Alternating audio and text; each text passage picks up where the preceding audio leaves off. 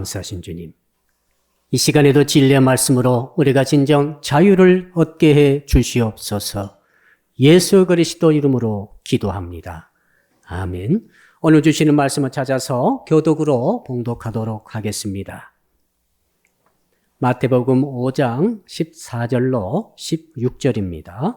신약 성경 6페이지를 펴주시기 바랍니다. 마태복음 6장 14절로 16절까지 말씀을 읽을 때 제가 먼저 마태복음 5장 14절의 말씀을 읽겠습니다. 너희는 세상의 빛이라. 산 위에 있는 동네가 숨겨지지 못할 것이요.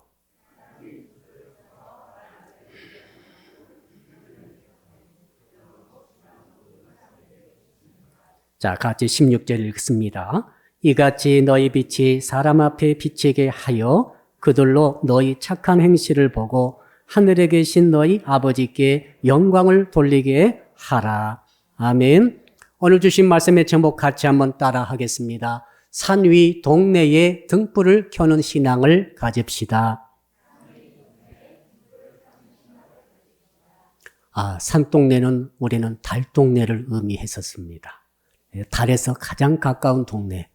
그러니까 못 사시는 분들이 모여서 살던 동네. 이것을 의미했었습니다. 그런데 미국 가서 보니까 미국에서는 산동네가 가장 잘 사는 동네. 비버리 힐즈 같은 데도 최고 부유층들이 산 위에 모여 살고 있었습니다. 자, 그런데 오늘 본문에서 예수께서는 어떤 마을을 산 위의 동네라고 말하고 있을까요? 이것이 잘 이해가 되어야만 오늘 본문이 이해가 됩니다. 이걸 많은 분들이 오해하고 있더라고요. 자, 예수님 당시에 유대 땅에 있어서 산 위 동네라고 하는 것은 굉장히 중요한 마을이었습니다. 왜 그런가 하면 이 평지에는 마을이 있기가 어려웠어요. 평지에 있다가 간혹 가다가 들짐승의 습격을 받고 도둑과 강도의 습격을 받습니다. 그리고 특별히 비가 많이 오지 않지만 비가 내릴 때 한꺼번에 내림으로 와디라고 하는 완전히 말라버린 계곡이 말이죠. 1년에 시냇물이 거의 하루도 흐르지 않지만은 이 와디가 흐를 때가 몇 번 있다는 거죠. 소낙비처럼 갑자기 비가 왔을 때 마치 쓰나미처럼 이 마른 땅에 말이죠. 물이 흐르는 거죠. 이런 시냇물이 아니고 완전히 흙탕물로 뒤범벅이 되어진 굉장히 무서운 물이 싹 흘러내려가다 보면은 아마 그 평지에 서 있던 이 집들이 휩쓸러 떠내려가기 때문에 사람들이 이제 그때부터 이 산 위에다가 집을 짓기 시작했다는 것입니다. 자, 그리고 주로 사막지방, 광야지방에서 사람들이 여행하다가 보면은 이제 물을 마시기도 힘들고 밥 먹기도 힘들고 그늘을 찾기도 힘들고 특히 숙박하기가 힘듭니다. 굉장히 고통을 당하는데 그때 뭘 발견합니까? 산 위에 집이 발견이 딱 되면은 얼마나 기쁜지 모릅니다. 그때부터는 산 위에 집을 바라보면서 그 집을 향하여서 나가게 되는 거죠. 그때 당시는 말이죠. 이렇게 외부 손님이 오게 되면 숙박비 없이 그냥 접대하는 그런 문화였어요. 자, 그러니까 산 위에 집이 이렇게 서 있는 거 보면은 그 동네가 서 있는 거 보면은 너무 기뻐가지고 나그네들이 산 위를 쳐다보면서 그 동네 집들을 바라보면서 사모하면서 달려가는 것이죠. 그리고 산 위 동네에 집에 들어가게 되면 물을 공급받습니다. 물이 얼마나 귀합니까? 물을 마시며 쉼을 누리며 밥도 먹고 그리고 또 때가 되면은 숙박도 할 수 있는 은혜가 주어진다는 것이죠. 자, 그러니까 이 나그네들 사이에 사막지방, 광야지방을 여행하던 나그네들 사이에는 산이 동네가 너무너무 중요한 것이기 때문에 전부 다 지도에 그려놓고 있지 않겠어요? 여기 가면 이 동네가 있고 여기 가면 이런 집이 있고 여기 가면 이런 시설이 있다. 전부 알고 있는 거예요. 그래서 관심을 갖고 지켜보면서 그 산의 동네에 따라서 자기 여행의 스케줄을 잡는 것입니다. 그러므로 이 나그네들은 말이죠. 여행객들은 산 위 동네에 관심을 집중하고 있습니다. 주인이 누군지 형편이 어떤지 다 알고 있는 거죠. 그래서 때때로 간섭도 하는 것이죠. 고마워하기도 하지만은 때때로 간섭도 하고 의지도 하고 찾아가기도 하고 없던 이런 없던 짐도 거기에 맡기기도 하고 말이죠. 그러니까 이 산외 동네 사람들의 입장에서는 귀찮은 것이죠. 쉽지 않습니다. 물론 손님으로 받아두지만은 그래서 그런 위치에 있는데 어느 주께서 말씀하십니다. 너희들이 산위의 동네라는 거예요. 이 말씀은 자, 우리 한번 14절 한번 읽어볼까요? 14절 같이 읽읍시다. 시작. 너희는 세상의 빛이라. 산 위에 있는 동네가 숨겨지지 못할 것이요. 자, 너희들이 세상의 빛인데 산 위의 동네가 숨겨지지 못할 것이요. 여기까지 읽고 나서 많은 분들이 오해했어요. 이것을. 우리는 빛이다. 예수님이 빛이시고 예수께서 우리에게 빛을 비춰주심으로 우리도 이제 빛이 되었는데 우리가 빛인데 산 위의 동네는 불신자들이 사는 것이고 산 위에 거기서 감춰져 있다 지금. 그래서 우리가 빛된 우리로 하여금 그 빛을 비춰주게 되면 아무리 감춰져 있는 불신자들의 세상의 마을도 다 드러나지 않을 수가 없다. 이렇게 잘못 해석했어요. 이건 잘못된 해석이에요. 이 산 위의 동네는 불신자들 마을이 아닙니다. 감춰진 마을이 아니에요. 그 뜻이 아니라 너희들이 빛이다 하시면서 주께서 하신 말씀이 너희들이 빛이기 때문에 너희들은 세상에서 감춰질 수 없다. 저 산 위의 마을을 봐라. 저 산 위의 마을이 감춰지지 않지 않느냐. 모든 유대 나라의 그 여행객들이 그 오고 가는 그 주민들이 다 그 산 위의 마을을 다 알고 싹 끼고 있듯이 너희들도 역시 온 세상 사람에 대해서 너희들이 다 감춰지지 못하고 드러나고 말리라. 그런 뜻이에요. 반대죠. 예. 우리는 강력한 빛을 비춰가지고 세상의 그 어둠의 그 마을들을 싹 밝혀버리리라. 이런 생각하고 이 말씀 붙들고 있었는데 주께서는 그게 아니야. 너희가 세상의 빛인과 동시에 그 산 위에 마을이다. 세상이 너희들을 알고 있다는 거죠. 세상이 너희들에 의해서 간섭한다는 거죠. 예, 정반대 해석이 나오게 되겠습니다. 여러분 15절 한번 읽어볼까요? 이게 더 확실해집니다. 15절 같이 읽읍시다. 시작. 사람이 등불을 켜서 말 아래에 두지 아니하고 등경 위에 두나니 이러므로 집안 모든 사람에게 빛이 느니라. 자, 등불 이야기가 나오면서 등경을 아시겠죠? 자, 유대 사람들의 집은 흙벽이 많아요. 흙벽에다가 이 등대를 탑니다. 등경이죠. 파서 거기다가 등불을 넣어놓고 불을 붙임으로써 등불을 켬으로써 캄캄한 그 방에 흙벽으로 둘러싼 방안이 얼마나 캄캄하겠어요, 밤에. 근데 그 등불을 딱 켜게 되면은 그 등불 하나로 말미암아 온 집안이 환하게 밝아진다는 것입니다. 그러면서 하신 말씀이 또 이상한 말씀하시죠? 뭐라고 그랬습니까? 자, 등불을 켜서 말 아래에 두지 아니하고 그랬습니다. 여기서 말은 타고 다니는 말이 아니에요. 하는 말도 아닙니다. 여기서 말은 대박을 말해요. 대박. 자, 공동 번역에도 대로 번역이 되어 있지 않습니까? 자, 이 말이라고 하는 것은 로마 시대 당시에 이 곡물을 재는 측량의 도구예요. 모양은 둥그스러운 원통으로 생겼고 용량이 무려 35리터가 들어갑니다. 그러니까 거의 한 가마 분량의 곡물을 측량할 수 있는 큰 대박이 바로 둥그스러운 대박이 말입니다. 이 말이 상당히 크기 때문에 이 말이 평소에 안 쓸 때는 뒤집어서 엎어놓고 그 말 위에다가 등잔을 놔요. 등불을 놓기도 하고 혹은 식탁 대용으로 쓰기도 합니다. 자, 그런데 그때 당시 전쟁이 많았기 때문에 자기가 여기가 집이 있다는 것을 밤중에 알리지 않기 위해서는 등불을 알리면 안 됩니다. 그럴 때는 어떻게 합니까? 말을 뒤집는 거죠. 예, 말의 윗부분이 밑으로 오게 해서 뒤집어서 이것으로 등불을 덮는 것입니다. 등불 위에 말을 덮어버려요. 그러면 불빛이 새어나지 않죠? 겨우 밑바닥만 이렇게 불빛이 나오게 되겠습니다. 이것을 말하는 거죠. 야, 너희들이 어둘 때 등불을 켜가지고 등경 위에 이렇게 올려놓고 있는 것이지 이 등불을 여기다 놓고 방 가운데 놓고 말로 덮지 않지 않느냐. 그러듯이 너희들은 세상의 등불이라는 거예요. 감출 수가 없다. 이렇게 지금 주님이 강조하시는 말씀입니다. 자, 그리함으로 사랑하는 성도 여러분, 주께서 주시는 의미가 있습니다. 이게 뭐냐면은 자, 우리 예수를 그리스도로 믿는 성도와 예수님의 제자와 예수의 제자들이 무리 공동체 교회라고 하는 것은 무엇이냐? 이 교회라고 하는 것은 세상에 대해서 오픈되어 있고 세상이 바라보고 있고 세상이 요구할 수도 있고 세상이 여러 가지 말을 할 수도 있고 세상이 도리어 여러 가지 불평과 원망을 할 수도 있다라고 여지를 두시는 거죠. 이게 상당히 어려워요. 지금 부담이 돼요. 자, 오늘 말씀의 제목 한번 다시만 읽어볼까요? 제목 따라합시다. 산 위 동네에 등불을 켭시다. 자, 산 위에 등불이 있으니까 얼마나 그게 확실하게 드러납니까?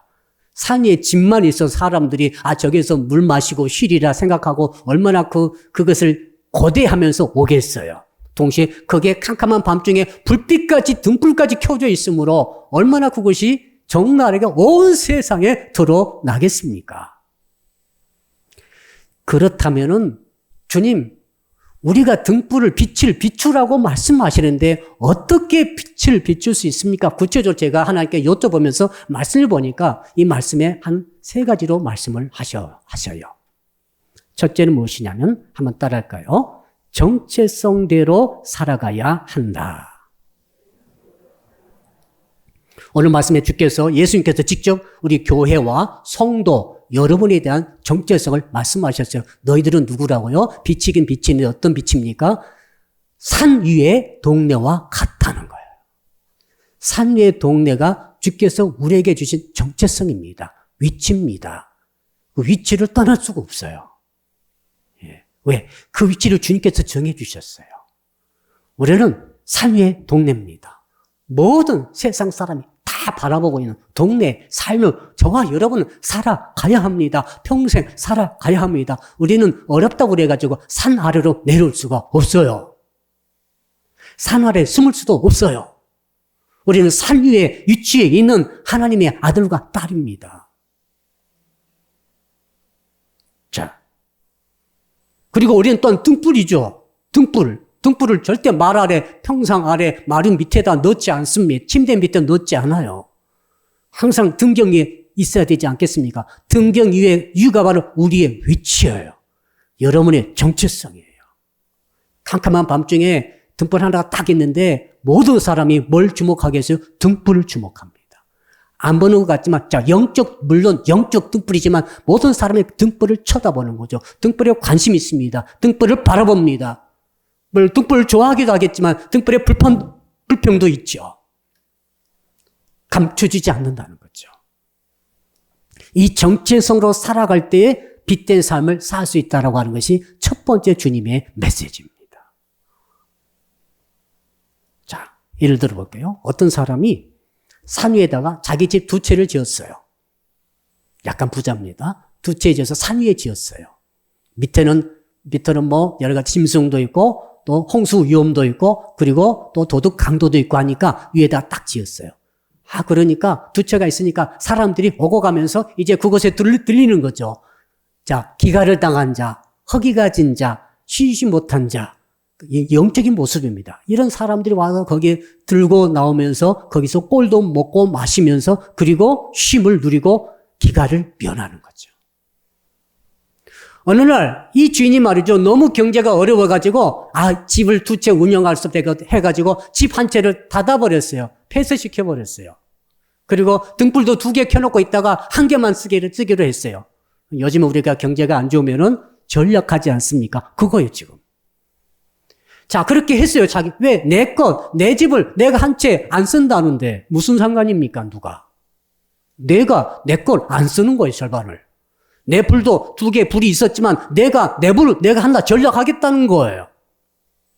근데 그 결과 어떤 일이 있었는가 하면은 그 오고 가던 그 주민들이 말이죠. 혹은 여행객들이 말이죠. 집이 한 채가 문을 닫아짐으로 말미암아 많은 사람들이 기가를 당하고 말았어요.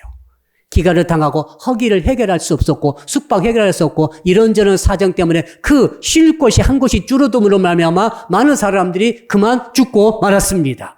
영적인 것이죠. 죽고 말았어요. 그리고 나서는 뭐라고 하는 거면 왜 문을 닫았냐는 거예요. 그래 주인이 말한 거죠. 야, 너희들이 내가 집 지을 때 돈을 주었느냐? 한 푼이라도 뭐 도네이션을 했느냐? 뭐 노력 봉사를 해봐서 한 번이라도 아무것도 한 것도 없어요. 그런데 다만 자기들이 오고 가다가 그 요긴하게 썼던 그 산 위의 집이 문을 닫은 거로 많은 피해가 왔다는 거죠. 그 원망하는 거죠. 불평하는 거예요, 지금. 자, 불도 마찬가지입니다. 자, 등불 2개가 있었지 않습니까? 한 개를 전략상 껐어요. 자, 그러니까 어떤 일이 있었는가 하면, 자, 그 등불 때문에 그나마 캄캄하던 그 동네가 말이죠. 환해가지고 오고 갈 때 넘어지지 않고, 자빠지지 않고, 빠지지 않고, 다치지 않고, 그나마 이렇게 살살 피해서 안전하게 다닐 수 있었는데, 불이 하나 딱 꺼져버리니까, 웬걸? 과거에 넘어지지 않았던 곳에도 퍽퍽 넘어지고, 쓰러지고, 자빠지면서 많은 좋지 못한 일이 일어난 거죠.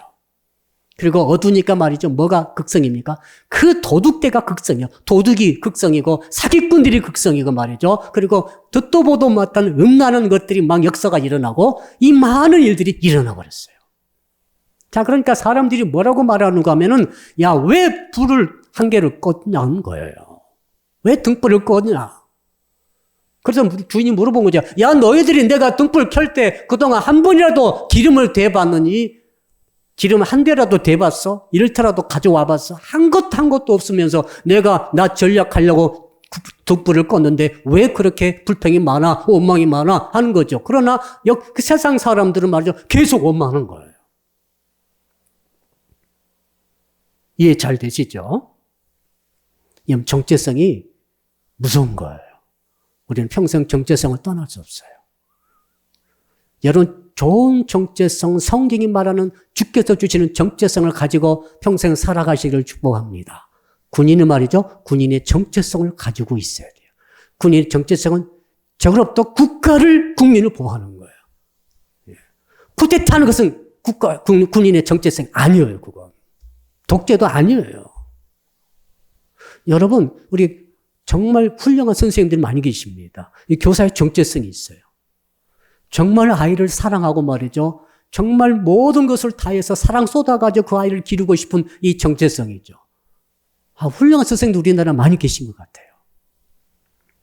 선생님 말이죠. 선생님이 되어가지고 잘못된 일을 하게 되면 말이죠. 이익을 보고 한다든지, 뭐 다른 것을 한다든지, 화를 푼다든지 안 되는 거예요.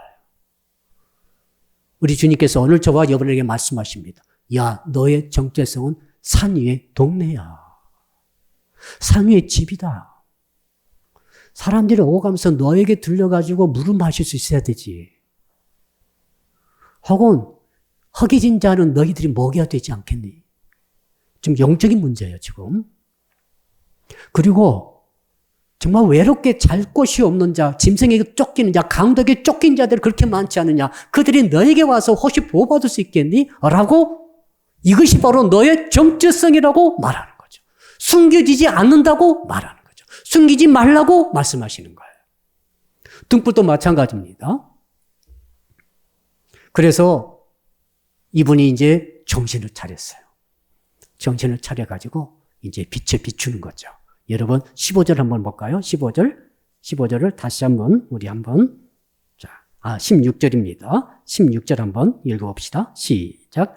이같이 너희 빛이 사람 앞에 비치게 하여 그들로 너희 착한 행실을 보고 하늘에 계신 너희 아버지께 영광을 돌리게 하라. 자, 이렇게 정체성을 가지고 살아가면서 두 번째로 주께서 주신 말씀이 뭐냐면 빛을 드러내라는 거죠. 빛을 비추라는 거예요. 빛을 비춘다는 것이 뭡니까? 했더니 그거예요. 산 위에 동네에서 그 자리를 지키는 거죠. 아무리 어렵다 할지라도 동네 아래로 산 아래로 내려가면 안 된다는 거예요. 그 동네 산 위에 내가 나의 터전을 잡고 나의 정체성대로 이 세상에서 살아가는 것 그 자체가 바로 뭡니까? 이것이 바로 빛을 비춘 것이라는 거죠. 등불도 마찬가지 아닙니까? 아무리 어려도 등불을 켜고 한 그 장소, 그 위치, 주께서 나를 두신 그 자리에다가 내가 나를 세워두어야 합니다. 언제까지요? 나의 정체성이 끝날 때까지 거기 있어야 되는 거예요. 제가 러시아에 갔을 때 몇 번의 위기가 있었습니다. 전도하는데, 그 러시아 남자들이 얼마나 큰지. 팔뚝이 하나가 제 다리통만 해요. 이런 사람들이 많아요. 한국은 가끔 있지 않습니까? 마동석 같은 사람 가끔 날이 있는데 거기는 수두룩해요 이게. 그 추운 날인가 전도하는데 뭐 러시아 남자가 와가지고 제 멱살을 딱 잡아가지고 날 들어 올리더라고. 내 말이 정말 내 발이 떨어졌다니, 땅에서 떨어졌다니까, 막 기분상. 내 옆에는 제 아내가 있었고, 사모님이 계셨고, 그 다음 두 어린 아들이 있었어요. 어린 아들은 아직 이제 7살, 8살, 뭐 나를 도울 수가 없어요. 그때 제가 예수를 계속 전했습니다. 예수 그리스도가 당신의 구주다고. 예. 그 생각이 나는 거죠. 왜 그러는가 하면 제가 용감히 사네요. 안 해요. 제가 겁이 많아요. 근데, 나의 정체성이 뭐냐? 나는 선교사다, 이거지. 난 주께서 그곳에 보냈다는 거예요, 나는. 난 죽어도 그곳에 죽어야 된다는 거예요, 저는. 이게 너무 생각이 강했어요. 나는 전도하다가 도망갈 수 없다는 거예요. 또 한 번은 사샤라는 놈이 감옥에서 출소한 전과자예요. 우리 집에서 살던 사람인데 우리가 살고 있으니까 들어온 거예요. 속이고, 정기 검침한다고 속이고 들어왔어요. 문을 열어주니까 그놈이에요. 미안합니다. 그놈이라고 해서. 그리고 총을 찾으러 왔다는 거예요. 이 험악한 상황이 벌어졌어요. 제가 속아서 문을 열고 말았는데, 정기 검침하러 왔다니까 문 열어줄 수밖에 없는데, 딱 들어오고 그 사람이에요. 몸싸움이 벌어졌습니다. 예. 저는 거기서 물러설 수가 없었어요. 예. 제 몸에 몇 번 들썩들썩했어요. 너무 이 힘이 세더라고요. 막 밀치고 난리가 났는데 그 현관에서 제가 뒤에는 사모님과 두 아들이 있는 거죠. 뚫리면 안 된다 나는. 난 죽더라도 여기서 막다가 죽어야 되겠다 생각하고 온 힘을 다해서 평생 처음 싸움 해봤어요. 싸움 내가 한 번도 평소에 해본 적도 없는데. 거기서 한 10분 제가 막아선 것 같아요. 10분간 안 뚫리고 그 사이에 이제 경찰이 신고가고 이웃에서 신고해 줘서 가가지고 그 경찰 특공대가 왔어요. 기관단총 내고 왔더라. 그 차소리 나니까 도망가 버렸어요. 그 사람은. 제가 그런 생각해 봤어요. 그래도 전 그 집 이사 가지 않았습니다. 내 위치잖아요. 예. 남편의 위치, 아빠의 위치, 선교사의 위치. 내가 이 러시아 불쌍한 백성들이 아무리 사납고 얼마나 그 강도가 얼마나 많은지 그 와중에서도 제가 가서 위치를 지킬 수 있었던 것은 정체성 때문에 그랬어요. 용감해서가 아니에요. 사랑하는 성도 여러분, 저는 여러분들의 정체성을 주께서 지금 알려주신 것을 그냥 듣고 흘리지 않기를 바랍니다. 여러분 동네에 산 위에 동네야. 누구든지 올 수 있어야 돼요. 그리고 누구든지 간섭할 거예요. 또 뭐라고 싫은 소리 할 거예요. 그리고 여러분은 등경 위에 등대예요. 등불이에요. 켜야 됩니다. 안 보고 갔지만 다 보고 있어요. 여러분 밖에 등불이, 영적 등불이 교회밖에 없는 거예요. 이 땅에. 교회밖에 없는 거예요. 교회가 많은 것 같죠? 여러분 그렇지 않습니다. 교회 하나가 말이죠. 사실은 교회 한 교회 아닙니까? 세상의 등불은 교회밖에 없는 거예요, 지금. 성도 여러분밖에 없는 거예요, 지금. 그래서 주께서 말씀하십니다. 야, 내가 이 세상을 바뀌고 이 세상의 죽은 영혼들을 살려고 기가를 당한 영혼들을 살려고 하는데 너밖에 없다는 거야 지금. 네가 만약 너의 산 위에서 그 위치를 벗어나 도망치라고 한다면 내가 어떻게 하겠느냐? 어떻게 영혼을 건지겠느냐? 네가 만약 등불을 켜지 않는다 한다면 내가 어떻게 이 어두운 구석에서 수십 많은 그 안에도 죄가 많아가지고 엄청나 들끓는데 어떻게 하겠느냐. 이 사람은 정신 차려가지고 집을 세웠더니 말이죠. 무더기로 죽었던 사람이 살아나는 거예요. 기갈당한 자들이 살아나는 거예요. 지금. 등불을 딱 켜니까 말이죠. 어떤 일이 있는가 하면 여러분 혹시 그 옛날 10월 길바닥 같은데 큰 돌을 떠들면 어떻게 되죠? 떠들면은 축축한 속이 나오지 않습니까? 돌 밑에 거기 뭐가 들어있습니까? 지렁이도 들어있고 집게벌레도 들어있고 바퀴벌레도 들어있죠. 뭔가 세균이 다 들어있어요. 근데 등불이 딱 켜지니까 그 동네가 말이죠. 그 지역이 말이죠. 그 얼마나 어두운데 음란하고 폭력 있고 야구 약육강식이 막 시행되지고 강한 자가 약한 자를 폭압하고 폭력으로 물건으로 여러 가지로 그런 모순 투성이는 더럽고 치산 각종 살인사건, 폭행사건 그리고 사기사건이 범람하는 그곳. 벌레가 우글거리는 그곳이었는데 돌을 딱 쳐드니까 강력한 햇빛이 딱 들어가니까 이것들이 놀래가지고 물불이 싹 흩어져 버리듯이 빛을 딱 드러내니까 그 지역이 말이죠. 범죄율이 뚝 떨어지는 거죠. 더러운 사건들이 많이 줄어들어요. 이상합니다. 이게 말이죠. 사람들이 교회를 얼마나 욕한지 몰라요? 우리 교회도 욕을 먹었지 않습니까? 이유 없는? 여러분, 이유가 있어요. 자, 이 교회를 죽여버린 말이죠. 세상에 악한 세력이 갑자기 번성해요. 이상한 일입니다. 여러분, 개개인이 등불이에요. 여러분, 개개인이 어디 계십니까? 그곳에서 등불의 역할을 하라고 주께서 지금 정체성을 알려주지 않습니까?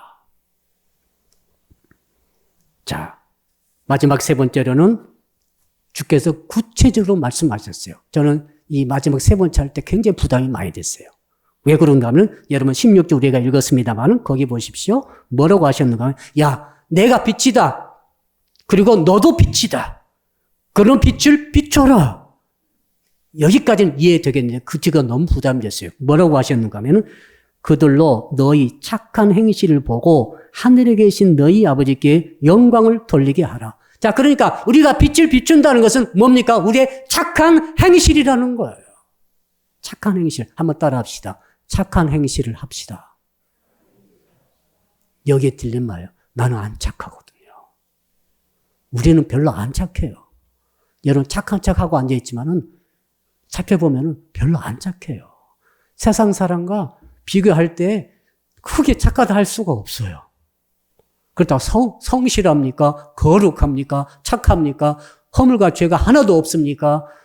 계속 일일이 굳이 따지다 보니까 점점 자신감이 없어지면서 야, 나는 빛이 아니구나. 나는 지금 착한 행실을 하지 못하고 있네. 야, 어떻게 왜 자꾸 주께서는 산 위의 집이라고 말씀하시지? 야, 나는 나를 감추고 싶은데. 난 또 등경의 등불이라고 말씀하시는데 나는 그냥 말로 덮어버리고 싶어. 그러면 정말 마음이 좀 편할 것 같은데. 착한 행실을 통해서 빛을 드러내려고 하니까 여러분 직장 다니신 분들, 여러분 직장에서 착한 행실 하고 계시죠? 진짜 하고 계시면 맞습니까, 지금? 자, 사업장, 가게 하신 분들, 가게, 사업, 얼마나 어렵습니까? 그러나 어려운 여건 속에서 착한 행실을 하고 있으신가요? 예, 물론 있겠지만은 많지 않고 그 수준도 높지 않은 것이 현실입니다. 우리는 고백할 수 있어요. 이게 우리 약점이에요. 그래서 이 말씀 읽을 때마다 부담이 돼서 어떻게 설교를 할까? 제가 두 가지를 정리를 해드릴게요. 첫째는 한번 따라 합시다. 빛의 의미를 확인해야 합니다. 빛이란 것은 다 높은 거, 다 밝은 거, 사람들이 우러러보는 거. 그러니까 우리가 어떻게 지금 잘못 인식이 됐는가 하면, 야, 나는 빛이야. 그러므로 빛을 드러내야 하나님께서 영광 받으신다고 했지 않느냐? 그러므로 나는 어떻게 해야 돼? 나는 출세해야 돼. 나는 공부도 톱을 해야 돼. 얼마나 하나님 영광 돌리겠어요? 우리 청소년이 1등 한다 합시다. 야, 너 공부 잘한다. 하나님께 영광을 돌립니다. 우리 사람에게 나가서 열심히 우리 전사님과 더불어 기도했더니 1등 했습니다. 그러면 얼마나 주께 영광이 되겠어요? 그렇죠. 반대로 생각이 됐어요. 열심히 전사님과 기도하고 하는데 미안합니다. 학급에서 꼴등이야. 꼴등 너무하고 3분의 2. 어디 가서 자랑할 수가 없어. 그러면은 이렇게 생각할지 몰라요. 1등한 학생은 야, 나는 빛을 드러냈다. 난 우리 학교에서 빛을 드러내가지고 나는 정말로 영광 주께 돌리고 있어. 그러나 똑같이 성실히 예수 믿고 있는 그 한 청소년은 반대로 생각한다 이 말입니다. 야, 나는 빛을 드러내지 못해서 난 이번에도 겨우 꽃 뒤에서 몇 번째야. 나는 창피해. 나는 예수 막 핍박하는 저 애보다 더 공부를 못하고 있어. 거기에 들 수가 없어. 어디 가서 예수 믿으라고 말하지도 못해. 그러므로 나는 아, 세상 빛이 아니다. 나는 말씀만 그러지. 그래서 이 못은 느낀다고요. 이 학생들만 그럴까요? 여러분, 예수 믿은 우리 어머니 아버지들의 가장 큰 소원은 자식 잘 되는 거예요. 자녀들이 정말 예수도 잠을 뿐만 아니라 세상에도 잘 되고 직장도 잘하고 사업하면 다 전부 대박 맞고 다 잘 되기를 원하고 있고 그것을 바라고 있고 기도하고 있고 그렇게 되면은 너무 자랑스러워요. 남편은 예수 잘 믿고 직장 잘 나가시고 사업 잘 되고 그 다음에 자녀들도 다 착하고 잘 되고 잘하고 다 그러니까 얼마나 감사합니까? 그러나 그런 가정은 온 세상에 별로 없어요. 많은 예수 믿는 가정마다 형편이 다르고 처지가 다르고 애로사항이 있고 드러내지 못할 아픔도 있고 많아요. 어둠이 있어요. 그러면은 그가 생각하기를 나는 평생 열심히 수십년 예수 믿어서도 나는 주께 영광을 못 들고 있나이다 라고 하나님 앞에 부끄럽고 나 자신에 부끄럽고 세상 앞에 드러내지 못하고 그러면서 지금 이 빛이 실종돼 버린 거죠. 포기해버리는 거죠. 근데 여러분 빛을 제가 알려드릴게요. 가장 확실한 성경적인 빛이 뭐냐면 성경적인 빛은 말이죠. 입신양명 출세해가지고 드러내는 빛은 절대로 아닙니다. 아니에요. 성경적으로 빛이 그런 게 아니에요. 왜 아멘 안 하시죠? 내가 1등 해야 되고 내가 착해야 되고 그다음 뭐죠? 잘 돼야 되고 뭐든지 최고를 잘해야 되고 이럴 때 하나님께 영광 돌리다는 생각은 세속적인 생각이에요.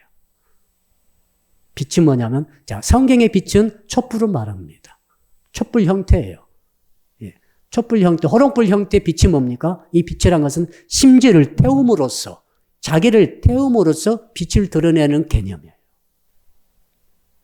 자 그러면 좀 해방 좀 받으세요. 여러분 1등하고 세상에서 출세하는 것이 성공하는 것이 빛을 드러내는 것이 아니라 자기를 희생하는 것이 빛을 드러내는 거예요.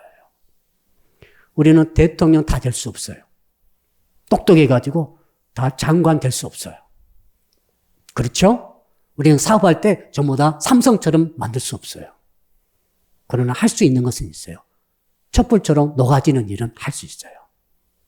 아무리 내가 없는 것 같아도 내가 작은 촛불처럼 작은 희생, 큰 희생 말고 막 순교하라 그거 순교 그 꿈도 꾸지 마세요. 그냥 작은 희생 할 수 있어요. 그때 빛이 나는 거예요. 자, 그러니까 우리는 정말 착각한 것입니다. 지금까지 훌륭하게 돼야 되고 잘 돼야 되고 모범돼야 되고 윤리적으로 도덕적 흠이 하나도 없어야 되고 이런 생각으로 꽉 차 있어가지고 자꾸 비교하게 되고 자꾸 비교하지 않습니까? 불신자하고도 비교하고 다른 사람과 비교하면서 열등감 느끼면서 우리가 그만 이 빛을 잃어버린 거죠. 빛을 비추려는 소망을 잃어버렸어요. 그러나 이제 이걸 바꾸시기 바랍니다. 빛은 뭐냐면 내가 비추는 게 아니에요. 나는 빛이 아니에요. 따라합시다. 나는 빛이 아닙니다. 주님이 참 빛이지. 우리는 빛이 아니에요. 주께서 우리 안에 계시다 뿐입니다. 빛 대신 주님이 우리 안에 계신 거죠. 그래서 우리가 어떻게 빛을 드러냅니까? 내 안에 계신 주님이 드러나도록 하는 것만이 우리가 할 일이죠. 내가 빛을 만들 수도 없고 빛이 되려고 할 수도 없어요. 우리는 빛이 아니니까. 아무튼 우리는 빛이 아니에요. 주님이 빛이지. 유일한 빛은 주님밖에 안 계세요. 그 주님 우리 안에 계십니다. 그분이 우리 안에서 내 믿음으로 고백하는 곳 속에 주께서 빛이 드러나시겠다 이 말입니다. 믿음의 삶이 중요하죠. 믿음의 삶이 뭡니까? 여러분 믿음을 가지고 살아가십시오. 자, 내가 열심히 공부해가지고 1등 했어요. 내가 100억을 벌었어요. 야, 진짜 사업 잘했고 진짜 공부 잘했어요. 이렇게 해가지고 빛을 드러낼 수도 물론 있습니다. 그런데 반대 생각이었어요. 아, 사업해가지고 망했어요. 다 착당했어요. 다 경매에 넘어가 버렸어요. 나 근데 예수 진짜 잘 믿어요. 그때 어떻게 빛을 드러냅니까? 믿음이 있습니까? 드러낼 수 있어요. 그렇게 망했다 할지라도 감사하며 왜? 하나님의 합력에서는 이루심을 믿고 주님의 신실하심을 믿고 믿음이 있지 않습니까? 그 믿음으로 이 어려운 바닥에서도 낙심하지 않고 좌절하지 않고 한강 가지 않고 정말 폭발적으로 뒤집어지지 않고 그 가운데서 감정을 조절하면서 내가 이 상황 속에서 버텨나가는 거죠. 버텨나가는 거예요. 믿음이요. 믿음. 그러니까 옆에 사람이 놀래버리는 거죠. 친구가 놀래버렸어요. 야, 나 같으면 너 같으면 자살하겠는데 너는 지금 할렐루야 감사하면서 그렇게 하루하루 아무리 없는 것처럼 살아갈 수 있는 힘이 어디서 왔니? 라고 물으면서 놀라는 거죠. 여러분, 실패에서도 빛을 드러낼 수 있습니다. 망해도 빛 드러낼 수 있습니다. 아멘. 성공해야만 빛 드러내는 거 아니에요. 자, 시험에 합격해야만 빛 드러냅니까? 시험에 떨어졌어요. 이번에 또 대학 이제 수능 이제 보는 애들이 있어요. 원하는 곳에 떨어졌다 합시다. 떨어지면 영광 못 돌립니까? 아니요. 믿음이 있으면 돌릴 수 있어요. 합격해도 돌리지만 떨어져도 돌릴 수 있어요. 주님을 믿는다 이거죠. 믿는데 왜 내가 떨어졌을까?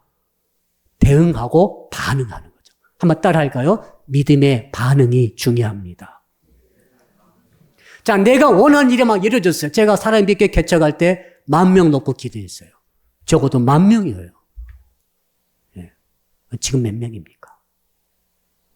그럼 난 하나님 영광 돌리는데 실패했습니까? 저는 그렇게 생각하잖아요. 여기 계신 여러분 보면 나는 너무 배가 불러요. 예, 여러분 한 분, 우리 청년, 집사님, 한 분 한 분 너무너무 귀한 거예요. 아, 주님, 제가 10,000명 놓고 기도했는데 10,000명 이루어지지 못했습니다. 그러나 천하보다 귀한 생명들이 그래도 제가 설교할 때 열심히 듣고 있습니다. 아멘하고 있습니다. 기뻐하고 있습니다. 한 분 한 분 내 사랑이 갑니다. 어떤 분이 그랬다잖아요. 지금은 인터넷 시대가 돼가지고 특히 이제 코로나 이후로 온라인 예배가 활성화돼가지고 어떤 분은 주일날 세 개 교회 가서 예배 드린다는 거예요. 본교회 드리고 온라인이니까 다른 교회 또 가고 자기 마음에 드는 교회를 세 군데를 다닌다는 거예요. 그래서 목사님들이 지금 비상이 걸렸어요. 혹시 내 교인들도 다른 교회 가서 예배 드리고 있는 것은 아닌가? 근데 어떤 집사님이 그러시더래요. 목사님, 저희들은 설교 진짜 잘하는 목사들은 너무너무 많이 알고 있습니다. 설교 세계 최고의 설교 잘하신 목사님 많이 알고 있습니다. 그럼 목사님, 저는 목자가 필요해요. 설교 잘하는 목사가 아니에요. 설교 잘하는 거 들으면 뭐합니까? 정말 내 영혼을 사랑하고 나를 위해서 끝까지 기도해 줄 수 있는 그 목자의 정체성을 지키며 나를 위해서 영적 돌봄을 해줄 수 있는 목자가 필요해요. 그 목사님, 당신이 필요합니다. 그러더랍니다. 여러분, 이것이 얼마나 위대한 일입니까? 자, 그래서 여러분들이 이 철출세하고 잘 돼야 하나님께 영광 드리는 프레임을 깨버리세요.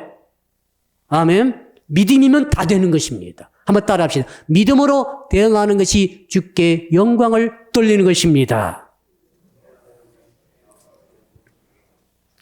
말씀의 결론입니다.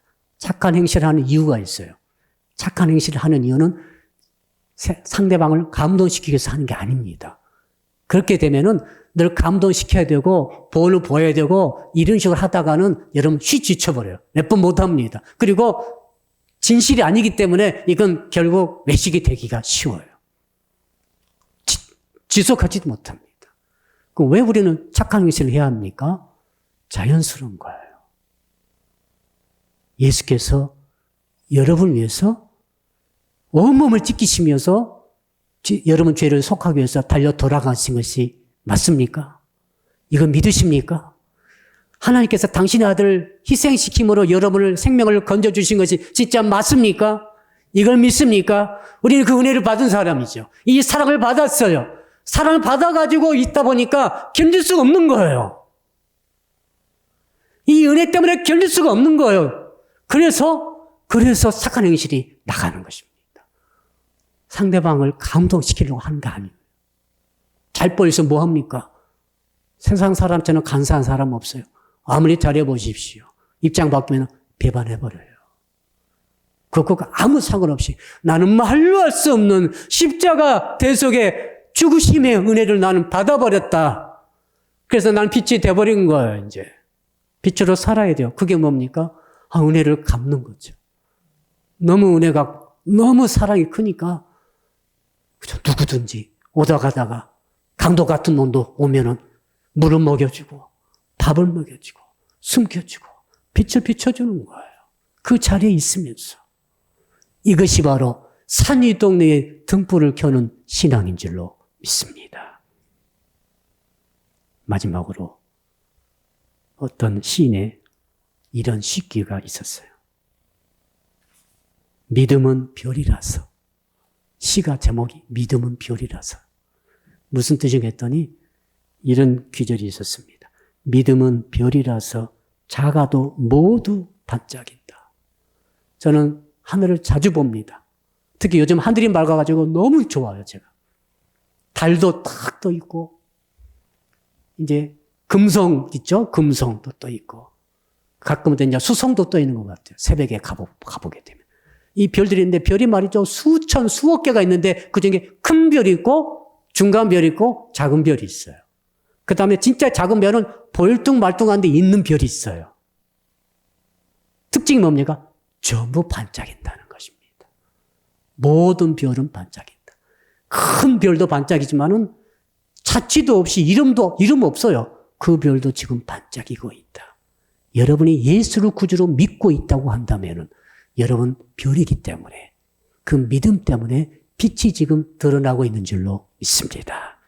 이 은혜가 있기를 주 이름으로 축복합니다. 우리 다 같이 이제 말씀 붙들고 우리 한 2분 동안 통성으로 기도합니다. 주여 아버지 하나님 감사합니다. 산이 마을이 바로 너희의 정체성이라고 말씀하시고 등경 위에 등불이 바로 너의 정체성이라고 말씀하시며 내가 너에게 그것을 두었으니 너는 옮기지 마라, 움직이지 말라, 도망치지 말라, 숨기지 말라. 그 산 위의 동네가 감춰지지 않는 것처럼 등경 위에 등불이 감춰지지 않는 것처럼 너희가 너희들을 등불로 너희들을 산 위의 동네로 두었으니 세상에 대해서 감춰지지 아니하니라. 그럼 너희는 그 위치를 지키며 착한 행실로 내게 영광을 돌리라. 큰 믿음을 가지고 할 필요가 없다. 내가 너에게 주었지 않느냐? 내가 너에게 믿음을 주었지 않느냐? 내가 너에게 사랑을 주었지 않느냐? 내가 예수 그리스도 내가 바로 십자가에 못 박혀 너의 죄와 허물을 담당하고 죽었지 않느냐? 그리함으로 너는 사랑의 대가를 지불하라. 주님 사랑의 대가를 지불하고 착한 행실로서 세상에 주의 영광을 돌리게 하시되 아버지 열등감이 쌓이지 않게 하시고 아버지 단순히 믿음으로 실패에도 반응하게 하시고 대응하게 하시고 아버지 믿음으로 성공에도 대응하고 반응함으로 말미암아 주께 영광이 되게 하시고 빛을 드러내는 하나님의 아들 딸들 다 되게 해 주시옵소서. 예수 그리스도 이름으로 기도합니다. 아멘. 이제는 유일한 참빛으로 이 세상에 오시고 우리를 세상의 빛이라고 말씀해 주신 우리 주 예수 그리스도의 은혜와 독생자의 땅에 보내주신 하나님 아버지의 크신 사랑하심과 지금도 우리 가운데 계셔서 산 위의 동네로서 등경 위의 등불로서 빛을 비추라고 말씀해 주시는 성령님의 교통하심이 오늘 말씀 듣고 결단하며 주께 영광 돌리는 모이신 모든 분들 머리 위에 그리고 각각 온라인상에서 예배드리시는 모든 초수의 주의 자녀들 머리 위에 그리고 사랑의 빛교회 전체 위에와 해외에 있으며 군에 있으며 병상에 있으며 출타 중에 있는 형제자매 위에 그리고 이 나라와 민족과 세계 위에 이제로부터 영원토록 함께 하옵시기를 간절히 축원하옵나이다. 아멘.